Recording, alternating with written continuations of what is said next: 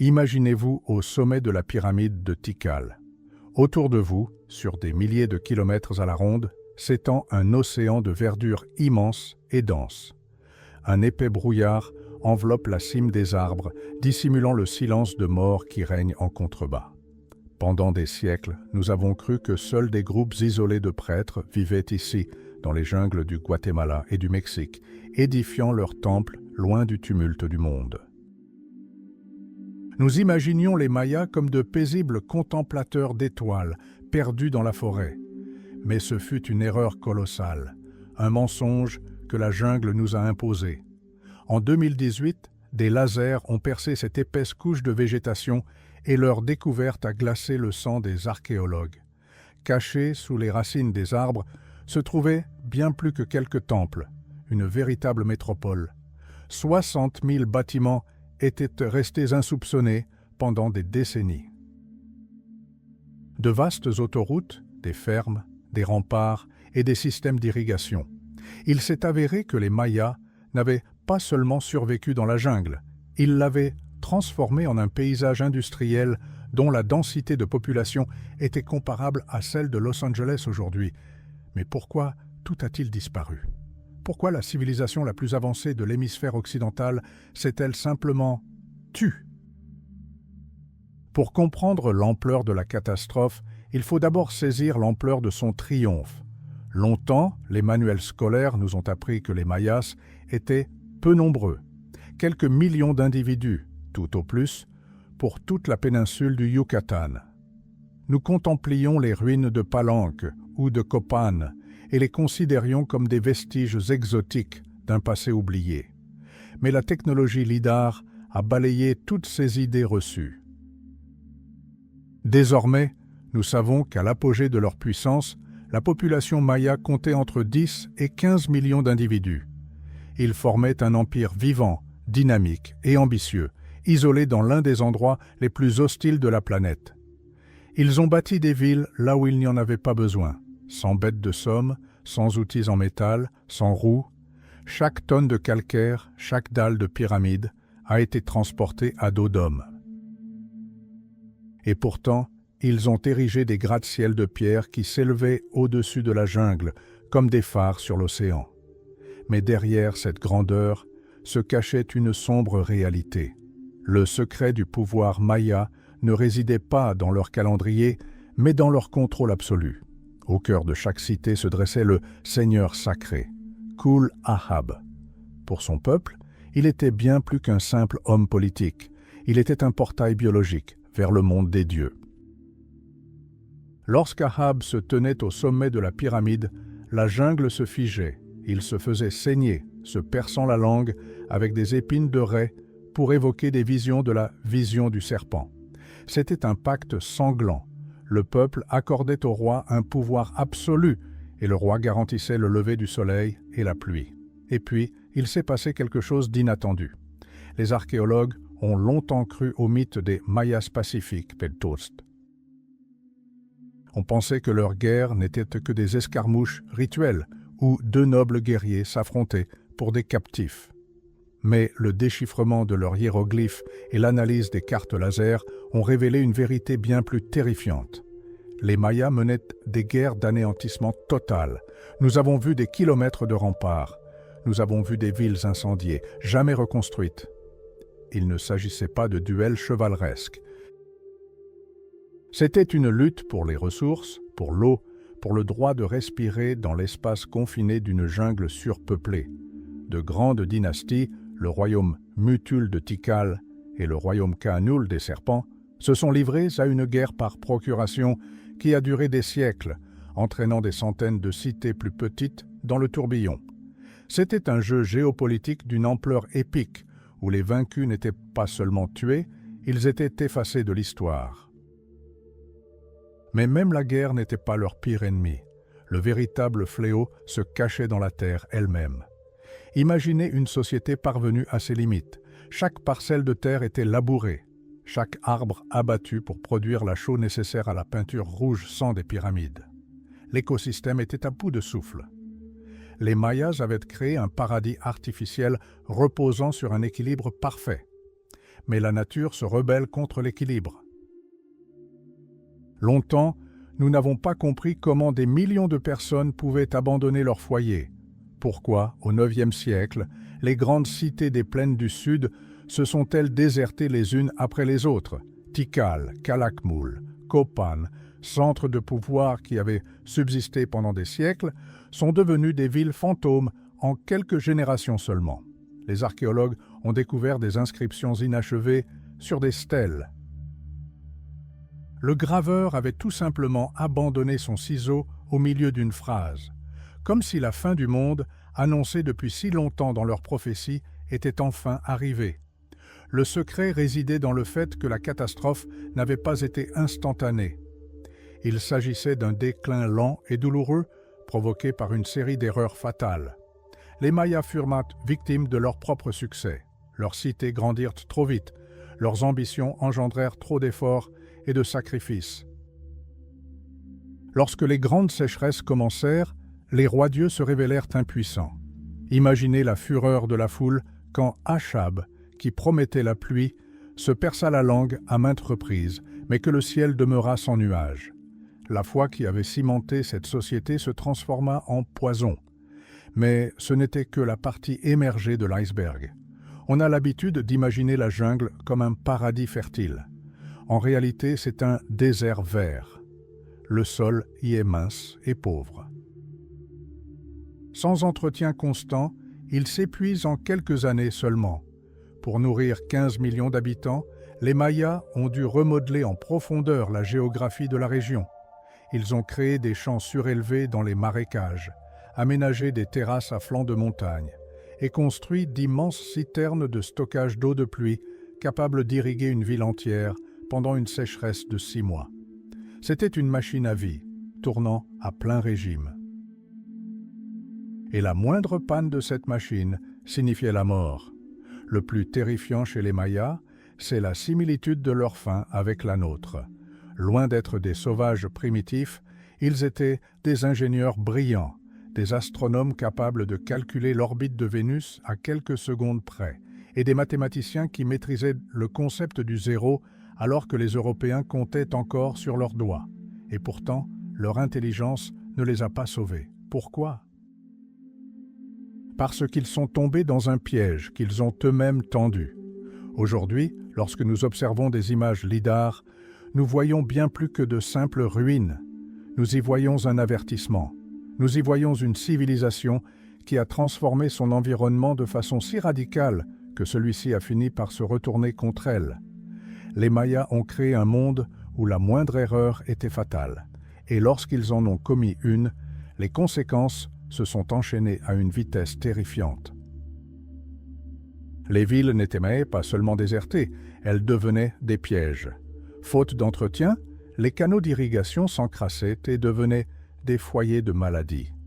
Sans arbres, la pluie emportait les sols recouvrant les plaines fertiles d'un limon stérile.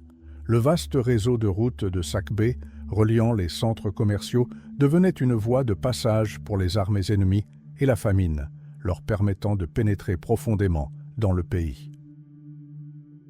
Mais avant d'en arriver à l'effondrement final, il nous faut comprendre comment il a été possible de bâtir une telle grandeur dans un lieu que la nature elle-même destinait à la mort. Comment ont-ils réussi à dompter la jungle et à la transformer en une cage dorée? La réponse réside dans des technologies qui nous paraissent impossibles à leur époque, et dans une structure sociale aussi efficace que brutale. Les Mayas ont bâti un empire sur les ossements et la foi, transformant chaque colline en forteresse et chaque marais en jardin. Mais le prix de ce triomphe était exorbitant, et la jungle préparait déjà sa contre-attaque. Dans le prochain chapitre, nous descendrons sous la cime des arbres pour découvrir le fonctionnement précis de cette gigantesque machine de survie. Nous apprendrons comment les Mayas ont déjoué la nature, créant des oasis là où il n'y avait pas une seule rivière, et pourquoi leur plus grande réussite s'est transformée en leur perte. Bienvenue dans le piège vert, un lieu où bâtir un empire semblait impossible, et pourtant ils y sont parvenus. Ce fut leur victoire la plus lourde de conséquences. Imaginez-vous au sommet de la pyramide de Tikal. Autour de vous, sur des milliers de kilomètres à la ronde, s'étend un océan vert infini.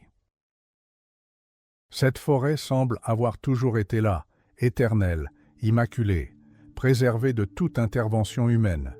Mais ce n'est qu'une illusion. Si vous vous étiez tenu ici il y a 1200 ans, vous n'auriez pas vu un seul arbre. Un paysage brûlé par le soleil, d'une précision géométrique absolue, se serait déployé sous vos yeux.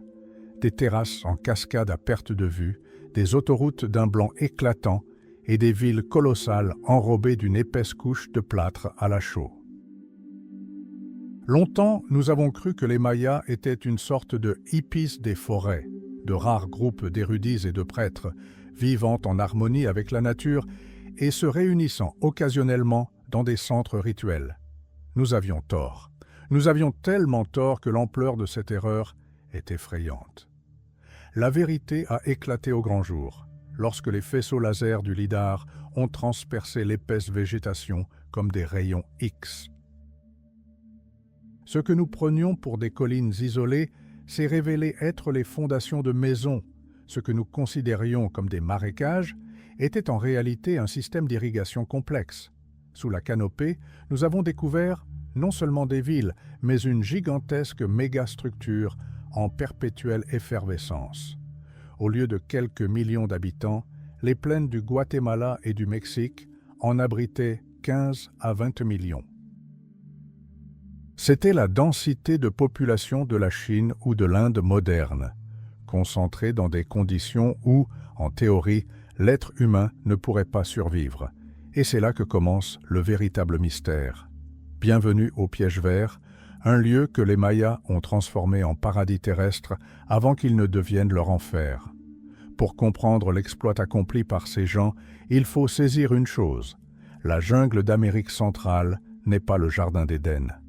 C'est un véritable bouillon de culture.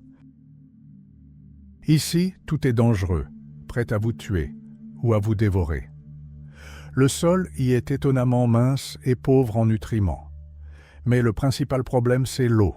Cela paraît paradoxal. Les tropiques reçoivent jusqu'à 2 mètres de pluie par an, et pourtant, les Mayas vivaient constamment au bord de la soif. Toute la région est une immense dalle de calcaire, une véritable éponge poreuse. Dès que la pluie cesse, l'eau disparaît instantanément à travers la pierre, engloutissant des profondeurs inaccessibles. Il n'y a ni rivière, ni lac, ni ruisseau ici. Bâtir un empire ici reviendrait à construire Las Vegas au beau milieu du Sahara, sans électricité, sans pompe moderne, ni bête de somme. Les Mayas n'avaient ni chevaux ni bœufs. Leur seule source d'énergie était la force musculaire humaine. Et alors, ils ont accompli l'impossible. Ils ont déclaré la guerre à la nature et ont gagné temporairement. Les Mayas avaient transformé leur cité en gigantesques collecteurs d'eau. Chaque place, chaque toit de temple, chaque route était conçue avec une légère pente. Chaque goutte de pluie s'écoulait par des canaux spécialement aménagés vers d'immenses réservoirs appelés aguadas. Tikal, l'une des plus grandes cités mayas, était pratiquement construite sur l'eau. Ces lacs artificiels pouvaient contenir des dizaines de millions de litres, assurant ainsi la survie de 100 000 personnes pendant une sécheresse de 6 mois. Mais enivrer les gens ne représente que la moitié du travail. Il faut aussi les nourrir.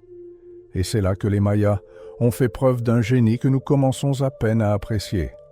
Oubliez l'agriculture sur brûlis, décrite dans les anciens manuels scolaires. Elle n'aurait jamais suffi à nourrir de telles mégapoles. Les Mayas ont littéralement redessiné la géographie de la région. Ils ont asséché d'immenses marécages saisonniers, les bajos, pour créer des champs surélevés. Il s'agissait de prouesses d'ingénierie complexes, un réseau de canaux qui non seulement détournait l'excédent d'eau, mais servait aussi de fertilisant grâce aux limons des rivières. Ils aménagèrent des terrasses à flanc de montagne, transformant chaque mètre carré disponible en ferme ultramoderne. Le paysage était exploité à l'extrême. Pas un seul recoin de la jungle n'échappait à la domestication, à la mesure et au service de l'Empire. Le secret de leur succès résidait dans un contrôle total, mais ce fut aussi la cause de leur chute. Admirez ces magnifiques cités blanches. Elles resplendissent de beauté, même après 1000 ans. Mais cette blancheur cache un prix terrible. Pour obtenir de la chaux destinée à l'enduit et à la peinture, les Mayas devaient cuire le calcaire à des températures monstrueuses. Pour enduire une seule pyramide de taille moyenne, des centaines d'hectares de forêts vierges devaient être abattus et brûlés. Les Mayas ont bâti leur grandeur en brûlant littéralement leur avenir. Avec chaque nouveau temple, chaque nouvelle stèle érigée en l'honneur du roi Jaguar, les forêts régressaient. Sans arbres, la pluie commença à charrier la terre dans les canaux, les envasant. Les températures dans les villes se mirent à grimper. Le phénomène d'îlot de chaleur urbain, bien connu des habitants des mégapoles modernes, était déjà ressenti par les Mayas au 8e siècle. Ils avaient créé la machine parfaite mais sans frein. Ils vivaient dans un état de stress environnemental constant. Le moindre dysfonctionnement du système, une sécheresse prolongée de quelques années ou une mauvaise décision politique pouvait mener à la catastrophe. Mais pourquoi ne se sont-ils pas arrêtés? Pourquoi ont-ils continué à construire toujours plus haut alors que le sol sous leurs pieds commençait déjà à se fissurer? La réponse réside dans la structure même de leur société. Au centre de ce piège vert se tenait un homme qui se faisait appeler Kuhul Ahav, le seigneur sacré. Le roi Jaguar n'était pas qu'un simple administrateur, il était le garant du lever du soleil et de la pluie. Aux yeux des humbles villageois qui peinaient sur les terrasses sous un soleil de plomb, le roi était le seul lien entre le monde des hommes et celui des dieux. Et cette connexion fut sanglante. Pour préserver ce fragile équilibre, pour empêcher la jungle d'engloutir les villes et les réservoirs de s'assécher, les dieux exigèrent un tribut, et il ne s'agissait pas de paniers de maïs. Les dieux convoitaient ce que les Mayas appelaient « Shulel », la force vitale contenue dans le sang humain. Plus le statut d'une personne était élevé, plus son sang était précieux. C'est pourquoi les rois et les reines s'infligeaient d'horribles tortures. On leur perçait la langue et les parties génitales avec des épines de raie, et on leur passait des cordes grossières dans les plaies. La douleur et la perte de sang les provoquaient des hallucinations. Dans la fumée d'encens, ils voyaient le serpent des visions, qui leur donnait des instructions, comment gouverner, qui combattre et quand semer le maïs. C'était une civilisation fondée sur la conviction profonde que le monde était une machine qu'il fallait constamment lubrifier de sang, sans quoi elle s'arrêterait. Et tant que les pluies tombaient et que les récoltes étaient faites, le pouvoir des rois jaguars était absolu. Ils érigèrent des montagnes de pierre, des pyramides, destinées à rester éternelles, symbolisant le triomphe de l'homme sur la jungle. Mais derrière cette splendeur extérieure, derrière l'écriture hiéroglyphique complexe et les calculs mathématiques, se cachait un vide grandissant. Les cités mayas se transformaient en cages de pierre. La population augmentait, les ressources s'épuisaient, et l'élite réclamait toujours plus de ressources pour ses rituels et ses guerres. Les Mayas se retrouvèrent prisonniers d'un monde artificiel qu'ils avaient eux-mêmes créé. Ils étaient devenus les otages de leur propre génie architectural. Ils observaient les étoiles, calculaient les cycles de Vénus à la minute près et construisaient des calendriers qui remontaient à des millions d'années dans le passé et le futur, mais ils ne remarquaient pas que l'eau la plus ordinaire s'écoulait sous leurs pieds. La jungle qu'ils avaient jadis domptée commençait lentement à se venger. Mais comment fonctionnaient exactement ces mégapoles? À quoi ressemblait une journée type à Tikal ou à Palenque, des villes qui rivalisaient avec Rome et Constantinople par leur envergure? Quels secrets recèlent ces géants de pierre, enfouis depuis 1000 ans sous un voile de verdure? Dans le prochain chapitre, nous arpenterons des rues plongées dans l'obscurité depuis des siècles. Nous pénétrerons dans les appartements des rois et les cabanes des artisans pour comprendre comment, au cœur de ce chaos de pierre et de sang, est née la plus grande architecture du monde antique. Préparez-vous, nous entrons dans Géants de pierre, les secrets des mégapoles cachés par la forêt. Et ce que nous découvrirons remettra en question tout ce que vous pensiez savoir sur le progrès. Imaginez le bourdonnement de l'hélice d'un vieux biplan survolant l'immensité verte du Guatemala dans les années 1920. Le pilote regarde en bas et ne voit qu'un tapis monotone de cimes d'arbres. Pour lui, il n'y a ici que nature sauvage et marécages infestés de moustiques. Mais soudain, au milieu de ce chaos émeraude, il remarque un détail étrange, une montagne, trop parfaite, trop symétrique, trop acérée pour être une création de la nature. Il ignore encore qu'il contemple le sommet d'une pyramide plus haute que la Statue de la Liberté. Et il est loin de se douter que sous l'aile de son avion, endormi à cet instant précis, se cachent non pas des ruines, mais une métropole dont la population dépassait alors celle de Londres. Pendant des décennies, nous avons cru que les Mayas vivaient dans des centres de temples isolés, perdus dans la jungle. Nous les imaginions comme une poignée de prêtres accomplissant des rituels dans le silence des forêts. Mais c'était une erreur colossale. Lorsque les archéologues ont utilisé pour la première fois la technologie LIDAR, un scanner laser permettant de traverser une végétation dense, la réalité a basculé. Sous la canopée, ils ont découvert non pas des dizaines, mais des dizaines de milliers de structures. Il s'est avéré que la jungle n'était pas qu'une simple forêt. Elle était un linceul recouvrant un gigantesque mécanisme de pierre en activité. Les Mayas ne se contentaient pas de vivre dans la jungle. Ils ont redessiné la géographie même de l'Amérique centrale, transformant un environnement hostile en un réseau urbain complexe, sans précédent avant la révolution industrielle. Mais comment bâtir un empire quand tout cherche à vous tuer? Le plus grand ennemi des Mayas n'était pas les tribus voisines, mais le manque d'eau. Aucun fleuve important ne traverse le cœur même de leur terre. Cela aurait pu sembler fatal pour n'importe quelle civilisation, mais le secret de leur survie résidait dans leur architecture. Les cités mayas étaient en réalité de gigantesques collecteurs d'eau. Chaque place, chaque terrasse, chaque pyramide était conçue avec une légère pente. Lors des pluies tropicales torrentielles, des millions de litres d'eau s'écoulaient dans d'immenses réservoirs artificiels appelés aguadas. Tikal, l'une des plus grandes cités de la période classique, pouvait approvisionner en eau plus de 60 000 personnes pendant une sécheresse de 6 mois. C'était une merveille d'ingénierie, réalisée sans le moindre outil en fer. Mais une question effrayante se pose alors. Comment ont-ils construit ces montagnes de pierre sans connaître la roue et sans animaux de trait? Les Mayas n'avaient ni chevaux, ni bœufs, ni ânes.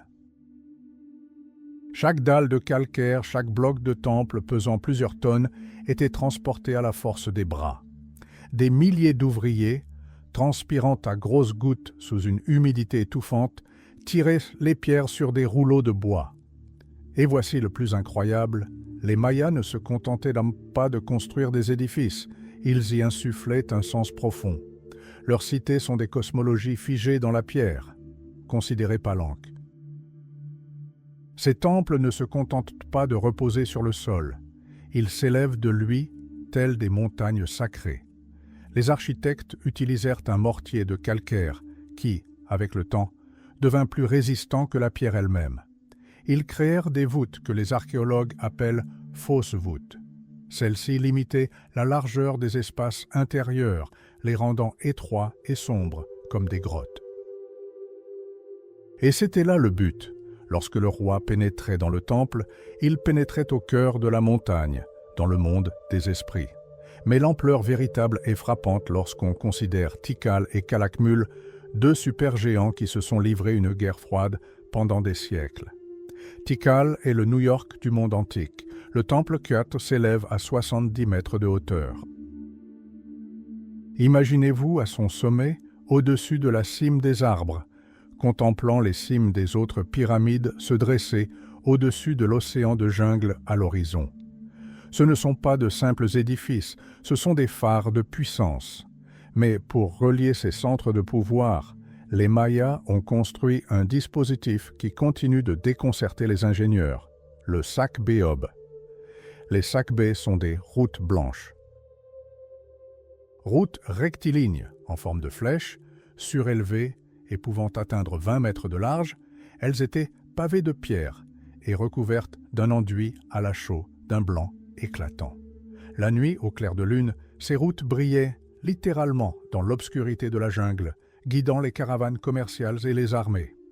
La plus longue s'étendait sur 100 km, reliant les villes de Kaba et d'Uxmal. Ces routes étaient le poumon économique de la région. Elles transportaient fèves de cacao, obsidiennes, plumes d'oiseaux exotiques et esclaves. Cependant, derrière ces paillettes se cachait une face sombre. Pour construire un seul grand temple, il fallait brûler des milliers d'hectares de forêt. Pourquoi? Pour transformer le calcaire en plâtre. La seule réalisation du revêtement d'un seul édifice de cette taille nécessitait l'abattage et le brûlage d'une quantité de bois suffisante pour chauffer une ville européenne entière. Les cités mayas, d'une beauté éblouissante, peintes en rouge sang et en bleu vif, étaient pourtant de véritables parasites écologiques. Elles dévoraient les forêts environnantes pour préserver leur statut divin. Et c'est là que nous arrivons au principal mystère des mégapoles. Si vous arpentez les rues de Tikal aujourd'hui, vous verrez bien plus que des ruines. Vous comprendrez la logique d'un contrôle absolu. Les quartiers d'habitation du peuple s'entouraient des majestueuses plateformes de la noblesse. La distanciation sociale était inscrite dans le paysage lui-même. Plus on vivait haut, plus on se sentait proche des dieux. Au cœur de la cité se dressaient des acropoles, labyrinthes de palais aux centaines de pièces, où l'élite vivait dans un luxe inouï. Elle disposait de systèmes d'égouts, de bains de vapeur et même de pièges acoustiques. Du haut d'une pyramide, le roi pouvait murmurer un mot, et il résonnait sur toute la place en contrebas. Pour le simple paysan, ce n'était pas de l'architecture, c'était de la magie.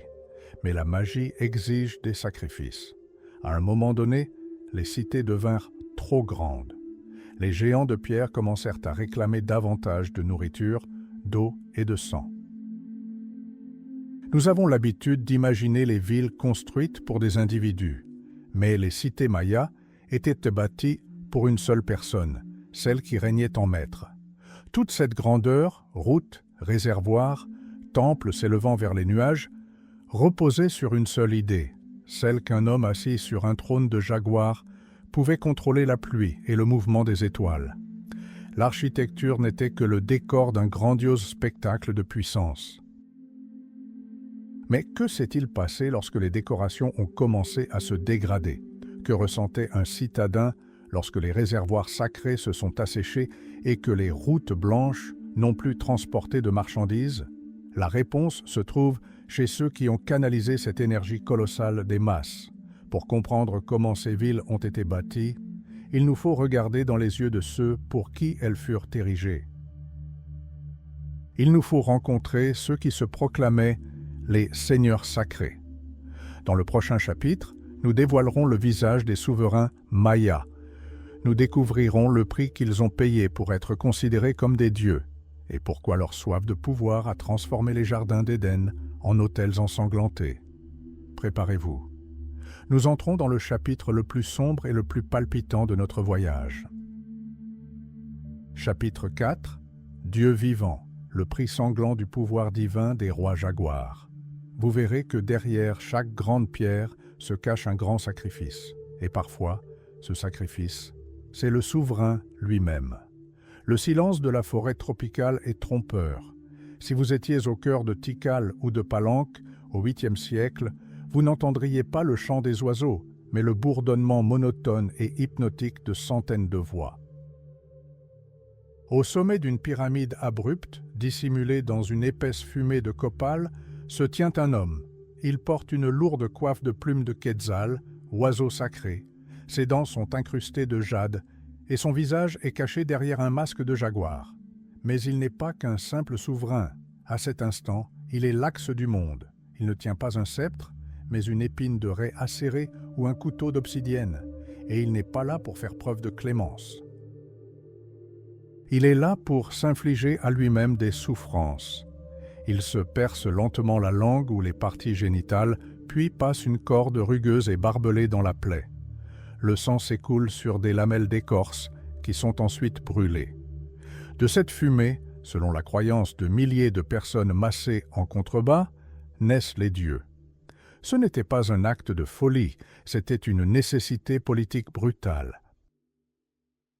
Bienvenue dans le monde des seigneurs sacrés, ceux qui ont payé leur pouvoir absolu de leur propre chair et de leur propre sang. Chez les Mayas, le pouvoir ne s'acquérait ni par élection ni par simple héritage. Le titre du souverain, Kohul Ajao, signifiait littéralement « Seigneur divin ». Mais ce titre dissimulait un piège. Être un dieu parmi les hommes impliquait d'être responsable de tout, de la pluie, de la croissance des céréales, du lever du soleil. Si la sécheresse s'était abattue sur lui, ce n'était pas la faute du climat, mais celle du roi. Son sang s'était endurci, son lien avec les dieux s'était affaibli. Et pour regagner la faveur céleste, il fallait que la souffrance s'intensifie. Mais comment devenait-on un tel être? La préparation commençait dès le berceau. Le visage d'un véritable roi maya était à couper le souffle. Dès leur plus jeune âge, leur tête était maintenue entre des planches afin que le crâne s'étire vers le haut, à la manière d'un épi de maïs, symbole de fertilité. On leur donnait délibérément un strabisme en suspendant une boule de résine devant l'arête du nez, car le strabisme était considéré comme un signe de beauté suprême et une ressemblance avec le dieu soleil. Ce n'étaient pas de simples êtres humains, c'étaient des artefacts vivants, créés pour terrifier et fasciner. Mais les apparences n'étaient que la partie émergée de l'iceberg. Le secret de leur pouvoir résidait au cœur de la bête ancestrale, le jaguar, le prédateur le plus redoutable de la jungle. Les Mayas croyaient que la nuit, le soleil se métamorphosait en jaguar pour traverser le monde souterrain des morts, Xibalba. Le roi était l'incarnation terrestre de ce soleil nocturne. Il portait des peaux, des pattes et des crocs de jaguar. Lorsque le roi apparaissait au balcon de son palais, le peuple ne voyait pas un homme, mais un prédateur capable de déchirer la réalité et de pénétrer dans le monde des esprits. Cependant, ce statut avait un prix, non seulement des effusions de sang, mais aussi des guerres incessantes. Et c'est là que réside le plus intéressant. Les Mayas se battaient rarement pour des territoires tels que nous les concevons. Ils ne convoitaient pas vos hectares de jungle. Ils vous voulaient, vous. Ou plutôt, votre souverain. Les guerres entre cités-États ressemblaient à des chasses rituelles. Le but était de capturer le roi ennemi vivant. On lui arrachait les plumes, on le dépouillait de ses insignes, et on l'humiliait en le forçant à participer à un jeu de balles rituel dont l'issue était prédéterminée. Ce n'était pas seulement un triomphe, c'était l'effondrement de tout le système idéologique de la cité vaincue. Si votre Seigneur divin est capturé et que son sang est versé sur l'autel d'un autre, alors vos dieux sont morts. Mais ne croyez pas que la vie du roi se résumait à des fêtes et à la chasse. Chacun de ces actes était strictement régi par le calendrier. Si les astres indiquaient un jour de sacrifice, il était tenu de verser son sang. Si le calendrier appelait à la guerre, il menait l'armée, même au péril de sa vie. Le secret de la survie des dynasties résidait dans leur capacité à manipuler le temps. Les rois mayas étaient les plus grands maîtres du spectacle de l'histoire. Chaque érection d'une nouvelle stèle, chaque anniversaire de leur règne se transformait en un faste grandiose. Sur ces stèles, on les voit, fiers, foulant aux pieds des captifs, entourés de hiéroglyphes. Et nous en arrivons au point essentiel. Ces pierres ne sont pas de simples monuments. Ce sont des documents attestant d'une stricte responsabilité. À un moment donné, les rois comprirent que pour que leur pouvoir soit éternel, il devait être consigné par écrit. Ils créèrent le système d'écriture le plus complexe du Nouveau Monde afin de perpétuer leur généalogie jusqu'à la 100e génération, se rattachant ainsi au Dieu créateur du monde des millénaires auparavant. Mais il y avait un problème. Le pouvoir fondé sur le sang et le statut divin est extrêmement fragile. Il fonctionne parfaitement tant que le système porte ses fruits, tant que la chance sourit aux audacieux et que les armées triomphent. Mais que se passerait-il si le Dieu roi répandait des litres de son sang et que le ciel restait sec? Et si les prières prononcées au sommet des pyramides devenaient vaines? La réponse était terrifiante. La foi se mua en fureur. Ceux-là même qui baisaient la poussière aux pieds du jaguar pouvaient désormais s'en prendre à lui, armés de haches d'obsidienne. On retrouve des traces de cette rage dans les ruines des villes, des visages brisés sur les statues, des trônes calcinés. Il ne s'agissait pas d'ennemis extérieurs, il s'agissait de sujets qui avaient compris que leurs dieux étaient des menteurs. Les rois jaguars ont créé une civilisation d'une brillance incroyable, mais ils y ont aussi semé une bombe à retardement. Ils ont persuadé les peuples qu'ils détenaient la clé du mécanisme de l'univers.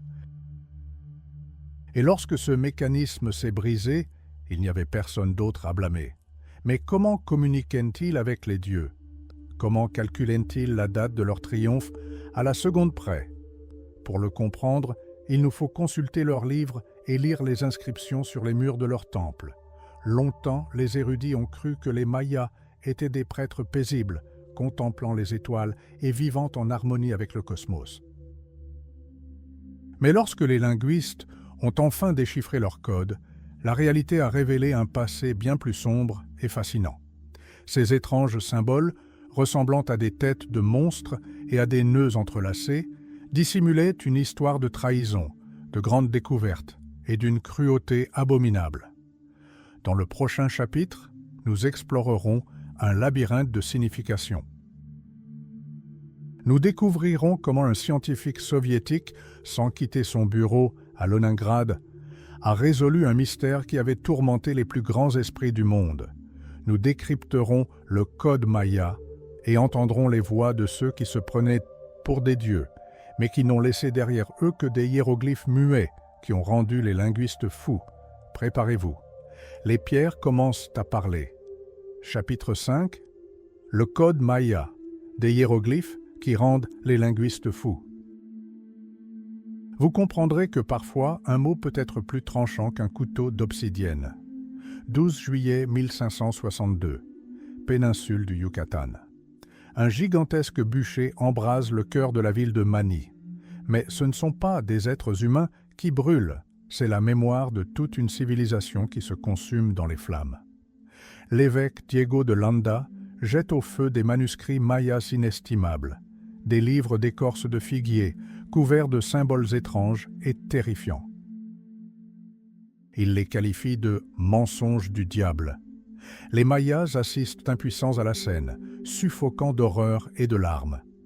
Ce jour-là, l'histoire d'un peuple part en fumée. Mais de Landa commit l'erreur que font tous les tyrans. Il pensait avoir détruit la racine, mais il avait oublié les pierres. Des siècles plus tard, lorsque les premiers explorateurs se frayèrent un chemin à travers la jungle jusqu'aux ruines de Palenque et de Copan, ils restèrent fascinés. Devant eux se dressaient des stèles couvertes de milliers de symboles. Il ne s'agissait pas de simples dessins, c'était le code maya. Un mystère qui allait transformer la vie des plus grands linguistes de la planète en un véritable enfer pendant 4 siècles, les menant littéralement à la folie. Le problème, c'est que ces hiéroglyphes semblaient étranges. Imaginez un texte où, au lieu de lettres, figuraient des têtes de jaguars, des mains jointes, des gouttes de sang et des visages de dieux à la langue pendante. Les premiers érudits en étaient persuadés. Il ne s'agissait pas d'écriture. Ce n'étaient que des images, des énigmes, des symboles mystiques décrivant le mouvement des astres et rien de plus, mais ils se trompaient. Et cette erreur a fait perdre à la science des siècles de progrès infructueux. Au début du XXe siècle, le monde scientifique était dominé par un seul homme, Sir Eric Thomson. Archéologue de renom et génie reconnu, il créa un mythe sur les Mayas auquel le monde entier crut. Thomson affirmait que les Mayas étaient des êtres paisibles, contemplant les étoiles, des philosophes de la jungle qui n'avaient jamais fait la guerre. Leurs hiéroglyphes n'étaient, selon lui, que des chiffres et des dates calendaires. Ces pierres ne contiennent aucun nom de roi, aucune histoire de guerre, seulement l'éternité, déclarait-il. Et malheur à quiconque osait le contredire. Thompson anéantissait la carrière de ses adversaires avec la même fureur que celle avec laquelle la jungle dévorait les cités mayas. Mais le secret résidait dans le fait que la clé de la solution ne se trouvait pas sous les tropiques, mais dans le Leningrad froid de l'après-guerre. Yuri Knorozov, un jeune scientifique soviétique qui n'avait jamais vu les pyramides de ses propres yeux, ne possédait qu'une copie en noir et blanc du manuscrit même de Diego de Landa, celui-là même qui avait brûlé les livres mayas. Paradoxe historique. L'inquisiteur qui a anéanti cette culture a laissé un infime indice dans ses notes, un alphabet de 29 symboles.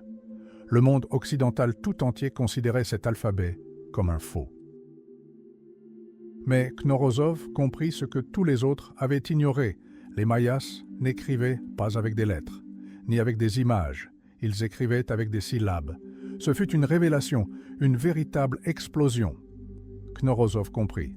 Un même signe pouvait représenter à la fois un mot entier et un son. Mais alors, le plus incroyable se produisit. Les Mayas étaient des esthètes dans l'âme.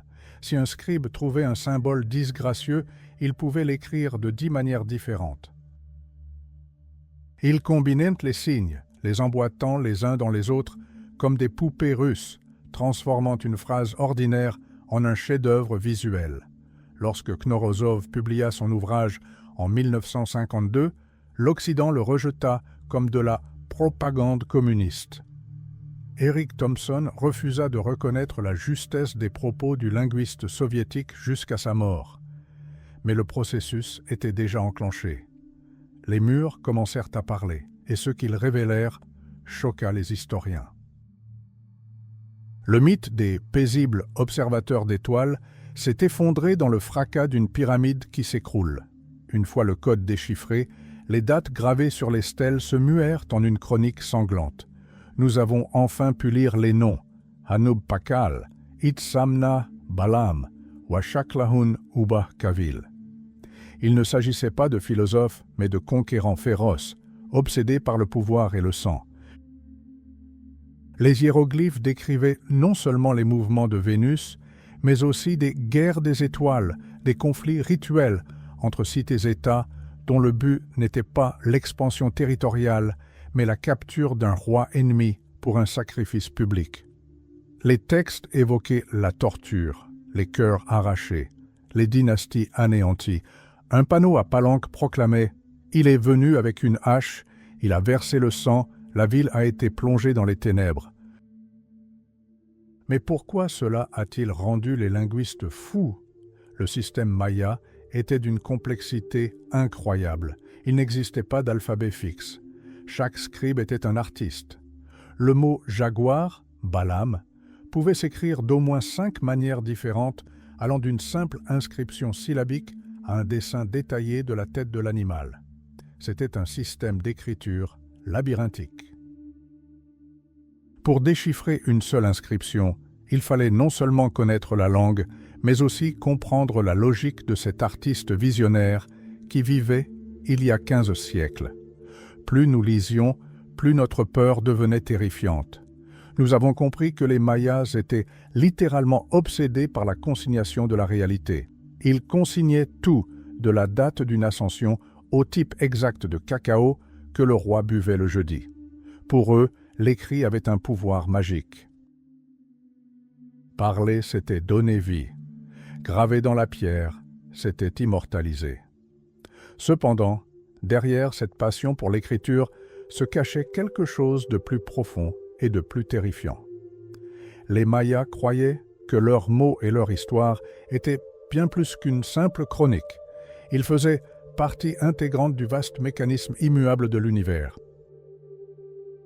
Après avoir déchiffré les textes, les scientifiques ont découvert qu'au centre de chaque cité se dressaient non seulement des monuments à la gloire des souverains, mais de véritables ancres dans le temps. Les Mayas croyaient que s'ils cessaient de consigner leurs rituels, s'ils perdaient la notion du temps, le monde cesserait tout simplement d'exister. Le soleil ne se lèverait plus et les dieux créateurs anéantirait l'humanité, comme il l'avait déjà fait à 3 reprises. Mais parmi les listes interminables de victoires et de noms de Dieu, les linguistes ont découvert quelque chose d'intrigant. Leurs archives contenaient des dates remontant à des millions, voire des billions d'années, et des dates similaires s'étendant jusqu'à un futur infini. Pourquoi une civilisation de l'âge de pierre aurait-elle utilisé les mêmes nombres que la physique moderne pour décrire l'âge de l'univers? Pourquoi aurait-elle eu besoin de savoir ce qui se passerait dans 4000 ans si ses propres villes étaient déjà suffoquées par le surpeuplement et la sécheresse? Le secret était dissimulé dans leur calendrier. Les hiéroglyphes ouvraient une porte sur leur conscience. Mais ce que nous avons découvert au-delà était encore plus étrange. Les Mayas ne se contentaient pas de vivre dans le temps, ils en avaient fait une machine. Un mécanisme grandiose, mathématiquement parfait, qui dictait le moment de naître, de tuer et de mourir. Tandis que les linguistes s'efforçaient de saisir l'ampleur de cette obsession, les archéologues posaient une nouvelle question. S'ils consignaient chaque étape avec une telle méticulosité, pourquoi leur chronique s'interrompait-elle brusquement au IXe siècle? Pourquoi, du jour au lendemain, les grands scribes abandonnèrent-ils leurs plumes et les sculpteurs leurs ciseaux, laissant les stèles inachevées? La réponse ne résidait pas dans les mots, mais dans les chiffres, dans le rythme de leur calendrier qui tic-taquait comme une bombe à retardement. Les Mayas en étaient certains. Le temps est cyclique, et ce qui a commencé doit finir par le feu. Dans le chapitre suivant, nous explorerons le cœur de ce mécanisme.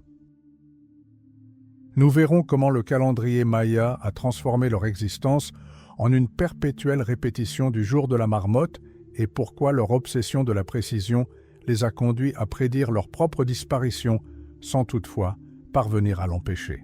Chapitre 6. Machine à remonter le temps. Pourquoi les Indiens ont-ils besoin d'un calendrier pour les millions d'années à venir? Vous verrez ce qui arrive lorsque les gens deviennent esclaves de leurs propres calculs. Et croyez-moi, 2012 n'était que la partie émergée de l'iceberg dont nous n'avions pas conscience. Imaginez que le temps ne soit pas un fleuve invisible coulant du passé vers le futur. Pour les Mayas, le temps était un fardeau physique, une charge colossale, portée sur le dos des dieux le long de la route infinie de l'éternité. Et chaque soir, un dieu passait le relais à un autre. Si le porteur trébuchait, la réalité cessait tout simplement d'exister. En 2012, le monde s'est emballé, anticipant la fin du monde selon le calendrier Maya. Ironie du sort, les Mayas eux-mêmes en auraient ri. Pour eux, la fin d'un cycle de 5125 ans n'était pas une fin, mais simplement une passation de pouvoir. Ils raisonnaient avec des nombres qui donnent des sueurs froides à la science moderne. Dans les ruines de la cité de Quirigua, des archéologues ont découvert des stèles décrivant des événements survenus il y a 90 millions d'années. Et à Palenque, des inscriptions ont été mises au jour qui remontent à 4000 ans. Pourquoi les Indiens de l'âge de pierre auraient-ils eu besoin d'une précision de l'ordre du millionième? Pourquoi auraient-ils eu besoin de connaître les cycles des planètes, impossibles à observer sans télescope? La réponse est terrifiante. Les Mayas ne se contentaient pas de compter le temps, ils cherchaient à le maîtriser. Mais pour comprendre comment ils s'y prenaient, il faut oublier tout ce que l'on sait sur les calendriers. Les Mayas en avaient 3, et ils fonctionnaient comme les rouages d'une gigantesque et infernale machine d'horlogerie. Le premier rouage est le Tzolk'in, un calendrier sacré de 260 jours. Il ne comporte pas de mois, seulement une combinaison de 20 noms et 13 nombres. Pourquoi 260?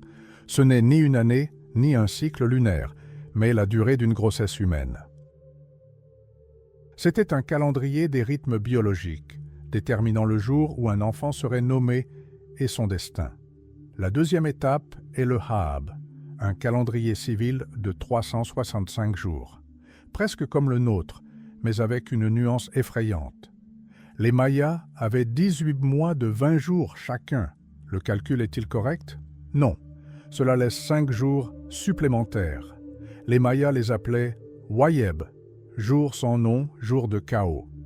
Pendant ces 120 heures, la frontière entre les mondes s'estompait. Les gens éteignaient leur lumière, cessaient de travailler et se figeaient de terreur.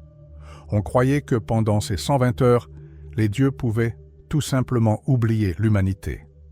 Mais le plus terrifiant commençait lorsque ces 2 engrenages, Tzolk'in et Ahab, s'alignaient. Cela se produisait tous les 52 ans. Pour les Mayas, c'était le moment de vérité. Le cycle calendaire se refermait. Tous les 52 ans, le monde se trouvait au bord du gouffre. Pour que le soleil se lève et qu'un nouveau cycle commence, il fallait du sang. Des milliers de personnes attendaient l'aube, les yeux rivés sur les Pléiades. Si les étoiles atteignaient le zénith, cela signifiait que les dieux nous accordaient un demi-siècle supplémentaire. Mais ce n'était que la partie émergée de l'iceberg, car ces cycles étaient dominés par le compte long. Les Mayas étaient fascinés par l'idée que tout se répète. Pour eux, l'histoire n'était pas un progrès, mais un cycle. Si une sécheresse avait frappé il y a 400 ans, le jour 4 Ahau 8 Kumhu, elle se reproduirait aujourd'hui. C'était le secret de leur prophétie. Ils ne prédisaient pas l'avenir. Ils calculaient avec une précision mathématique le passé, dont l'histoire était vouée à se répéter. C'est pourquoi les rois mayas dépensaient des fortunes pour s'occuper d'astronomes. Le calendrier était leur principal outil politique. Si un roi pouvait prouver que son couronnement coïncidait avec le cycle du grand dieu ancestral ayant vécu 1 million d'années auparavant, son pouvoir devenait absolu. C'était la chronocratie, le règne du temps. Mais un problème subsistait, transformant la vie des Mayas en un cauchemar sans fin. Imaginez vivre dans un monde où chacun de vos gestes est prédéterminé par les astres. Impossible de déclencher une guerre à votre guise, impossible de semer du maïs sous la pluie. Il vous faut attendre que les astres s'alignent parfaitement. Les Mayas avaient érigé les mathématiques en religion et l'astronomie en prison. Leurs observatoires, comme le Caracol à Chichén Itzá, n'étaient pas des centres scientifiques, mais plutôt des tours de contrôle aérien où des prêtres calculaient frénétiquement la trajectoire de Vénus. Et nous voici arrivés au secret le plus sombre de leur calendrier. Pour nous, Vénus est l'étoile du matin, symbole de beauté. Pour les Mayas, Vénus était la grande étoile annonciatrice de génocide. Ils calculaient son cycle avec une marge d'erreur de seulement 2 heures sur 500 ans. Mais pourquoi une telle précision? Le secret résidait dans le fait que Vénus déterminait le déclenchement des guerres. Il existait un conflit d'un genre particulier, la guerre des étoiles. Ce n'est pas une métaphore. Lorsque Vénus apparaissait à un certain point du ciel, le calendrier signalait « l'heure est venue de tuer ».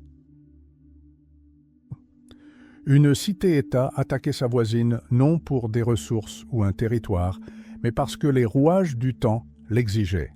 C'était un massacre rituel, inscrit dans les fondements même de leur civilisation. Les Mayas devinrent prisonniers de leur propre précision. Ils créèrent une machine à remonter le temps d'une efficacité redoutable, mais sans frein. Ils prévoyaient l'arrivée des catastrophes, sécheresses, guerres, déclins, des décennies avant qu'elles ne se produisent. Ils consignaient les dates de leur effondrement imminent sur des stèles, comme s'ils tenaient un journal intime voué à la destruction. Mais le plus étrange s'est produit lorsque les calculs astronomiques se sont heurtés à la réalité. Au 8e siècle, les cités mayas commencèrent à sombrer dans le chaos. La période classique touchait à sa fin, et si l'on examine les dernières inscriptions hiéroglyphiques, on n'y trouve ni appel à l'aide, ni récit de bataille. On y voit des dates. Des calculs interminables et obsessionnels de nouveaux cycles calendaires.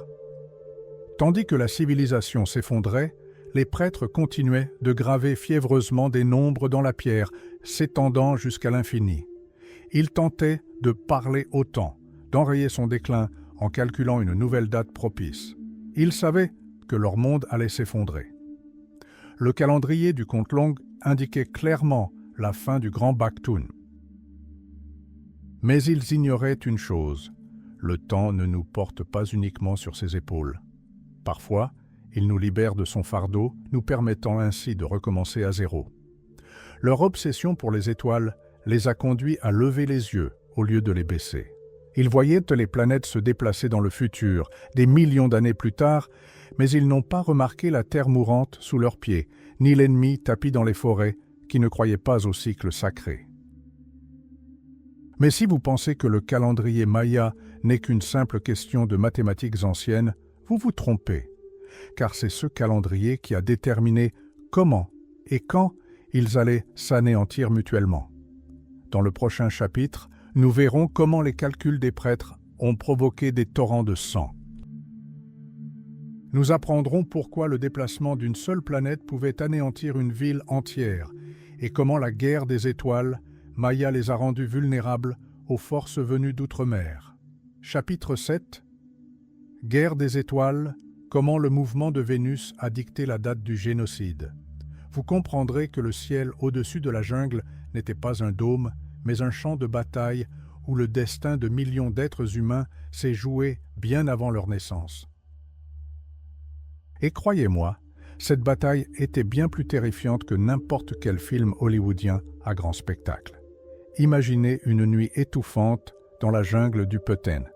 Nous sommes en 629 après JHC, mais ici, au cœur de la Mésoamérique, le temps s'écoule autrement. Le roi de Tikal, Balach Chan Kawil, est éveillé. Il n'étudie pas de cartes ni ne teste le tranchant de son makwawitl en obsidienne. Son regard est fixé sur une mince bande d'horizon. Il attend. Il attend qu'elle émerge des ténèbres de l'aube, Shak-Ek, la grande étoile. Nous l'appelons Vénus. Pour nous, c'est un symbole d'amour et de beauté. Pour les Mayas, c'était un présage de génocide. Dès que les premiers rayons de Vénus zébrèrent le ciel, le silence de la jungle explosa sous le grondement des conques et le tonnerre des tambours. Il ne s'agissait pas d'une simple escarmouche pour des ressources, c'était la guerre des étoiles.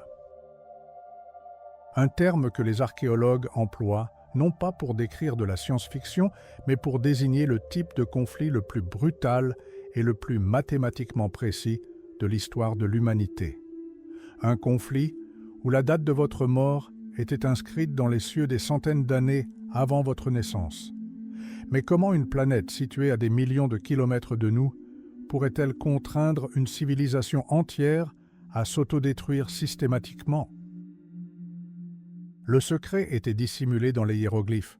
Longtemps, les érudits ont cru que les Mayas étaient des êtres paisibles, observateurs des étoiles, qui construisaient des pyramides uniquement pour se rapprocher des dieux. Mais lorsque le code Maya fut déchiffré, le sang jaillit des murs du temple et éclaboussa les chercheurs. Le glyphe de la guerre ressemblait au symbole de la planète Vénus, sur lequel s'abattait une pluie de gouttes. Mais ce n'était pas de la pluie. C'était du sang qui inondait la terre. Les Mayas étaient fascinés par la cyclicité. Vénus apparaît comme l'étoile du matin, disparaît, puis revient comme l'étoile du soir, selon un rythme rigoureux de 584 jours. Pour les prêtres astronomes, il ne s'agissait pas simplement du mouvement d'un astre, mais du cycle cosmique. Vénus était considérée comme la patronne de la guerre, et une attaque lancée lors d'une certaine phase de son cycle, notamment lors de son lever héliaque, était perçue comme approuvée par l'univers lui-même. Et puis, un événement s'est produit qui a changé à jamais l'histoire de la période Maya classique. Les deux plus grandes superpuissances, Tikal et Calakmul, firent du ciel un instrument de leur géopolitique. Ce fut une guerre froide qui dura des siècles, mais qui s'embrasa à chaque passage de Vénus. En 562, Calakmul, se fiant au calcul de ses prêtres, porta un coup fatal à Tikal. Ce ne fut pas une simple défaite, mais une catastrophe rituelle. La cité fut renversée, son roi sacrifié, et la période de ténèbres qui suivit dura 130 ans. Mais c'était une erreur de penser que les Mayas ne se battaient que pour des territoires. Dans Star Wars, l'objectif était la capture d'êtres humains. Non pas des esclaves pour les plantations, mais des dieux sous forme humaine. Pour les Mayas, capturer un roi ennemi, un seigneur sacré, revenait à voler un fragment de l'âme de la cité adverse. Et c'est là qu'entrait en jeu une précision glaçante. Les dates des attaques étaient choisies pour coïncider avec des événements astronomiques. Si Vénus était immobile, le moment était venu de verser le sang des rois. Leur secret résidait dans le fait que la guerre était pour eux un prolongement de l'astronomie par d'autres moyens. Imaginez une armée en état d'alerte maximale pendant des semaines, simplement parce que la planète n'avait pas encore atteint le degré requis sur l'écliptique. Les soldats pouvaient mourir de faim, la logistique s'effondrait, mais personne n'osait attaquer avant le signal du prêtre. Et voici le plus terrifiant, ça a marché. L'impact psychologique de Star Wars a été total. Si vous étiez attaqué sous le signe de Vénus, vous saviez que les dieux étaient du côté de l'ennemi. Toute résistance était non seulement inutile, mais sacrilège. Cependant, derrière ces mathématiques divines se cachait un piège fatal. Le système de la guerre des étoiles transformait les conflits en un cycle de vengeance sans fin. La cité A détruit la cité B sur ordre de Vénus. Après 584 jours, les survivants de la cité B, ayant attendu que la planète atteigne la même position, ripostent. C'était une machine de destruction auto-entretenue. Au 8e siècle, la densité de population dans les plaines avait atteint un seuil critique. Les ressources se raréfiaient et les exigences de Vénus devenaient toujours plus sanguinaires. Mais pourquoi ne pouvaient-ils pas s'arrêter? La réponse réside dans la structure même du pouvoir des rois jaguars. Leur légitimité reposait sur leur capacité à prédire et à contrôler les événements célestes. Si un roi cessait de mener cette guerre des étoiles, il cessait d'être un dieu, et un dieu qui ne remporte pas la victoire ne mérite pas de vivre.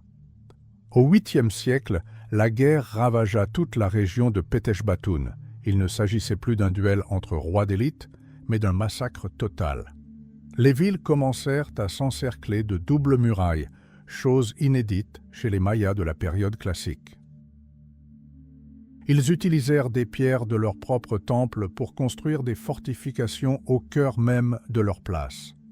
Ils barricadèrent littéralement leur culture, cherchant à échapper à leurs voisins, guidés par la lumière de Vénus. Mais la mécanique céleste est inexorable. Elle ne connaît aucune pitié et ne tient aucun compte de la sécheresse ni de l'appauvrissement des sols. À un moment donné, le calendrier et la réalité ont divergé. Les prêtres continuaient d'exiger du sang pour garantir l'harmonie cosmique, tandis que sur Terre, il n'y avait plus assez d'habitants pour cultiver les champs de maïs. La guerre des étoiles, instrument de contrôle, s'est transformée en un virus qui a dévoré la civilisation de l'intérieur. Les archéologues découvrent des preuves que des dynasties entières se sont effondrées en un seul jour, celui où Vénus atteignait son apogée. Puis un phénomène étrange se produit. Des lacunes apparaissent dans les chroniques mayas. Les dates des guerres des étoiles sont toujours consignées, mais les cités qui les ont menées se taisent soudainement. Les dernières inscriptions sur les stèles de Dos Pilas et d'Aguateca témoignent de la panique. L'élite fuit, abandonnant ses ornements de jade et ses sifflets sacrés. Vénus poursuivit sa course dans le ciel. Mais il n'y avait personne en bas pour la contempler. Cette obsession du ciel a transformé la vie maya en un mécanisme complexe dont chaque rouage était lubrifié par le sang humain. Mais si vous pensez que Star Wars fut l'événement le plus terrifiant survenu à l'ombre des pyramides, vous vous trompez, car la guerre n'était qu'un prélude. La véritable horreur commença lorsque les batailles prirent fin et que les rois captifs furent conduits jusqu'aux nuages, là où les mathématiques des étoiles rencontraient le tranchant d'un couteau d'obsidienne. Dans le chapitre suivant, nous gravirons ces sommets. Nous plongerons notre regard dans les yeux de ceux qui attendaient leur destin sur ces pierres sacrées et découvrirons le prix que les dieux exigeaient réellement pour la prospérité de l'Empire. Pourquoi les pyramides n'étaient-elles pas de simples tombeaux, mais de gigantesques machines à convertir la vie en énergie cosmique? Préparez-vous. Nous entrons dans l'autel de la mort. Et croyez-moi, ce qui s'y est passé vous fera repenser le concept même de civilisation humaine. Les marches de la pyramide étaient glissantes, mais pas à cause de la pluie tropicale. Un épais ruban cramoisi et collant coulait sous les pieds du souverain captif, l'ancien seigneur sacré, jadis si puissant. Il ne marchait pas. Il était traîné par 4 prêtres, le corps peint d'un noir d'encre, symbolisant la mort et l'abîme. En contrebas, sur la place de Tikal éclairée au flambeau, des milliers de personnes restaient figées dans un silence absolu. Elles n'attendaient pas une exécution, elles attendaient un acte de création. Pour les Mayas, ce qui allait se produire au sommet n'était ni un crime ni un simple acte de cruauté. C'était une opération chirurgicale complexe pour sauver la trame même de l'univers. Bienvenue à l'autel de la mort. Un lieu où le temps s'est arrêté et où les dieux descendaient pour étancher leur soif. Longtemps, les historiens ont tenté de réhabiliter l'histoire des Mayas. Au milieu du XXe siècle, on les dépeignait comme de paisibles observateurs des étoiles, des philosophes de la jungle qui construisaient des observatoires et calculaient les cycles de Vénus, tandis que les Aztèques sanguinaires du Nord arrachaient des cœurs par milliers. Mais c'était une erreur. Une illusion dissipée par les Mayas eux-mêmes lorsque nous avons enfin appris à déchiffrer leurs hiéroglyphes, sur les murs des temples, sur les vases en céramique et au fond des grottes sacrées. Une autre réalité se dévoilait. Les Mayas étaient obsédés par le sang.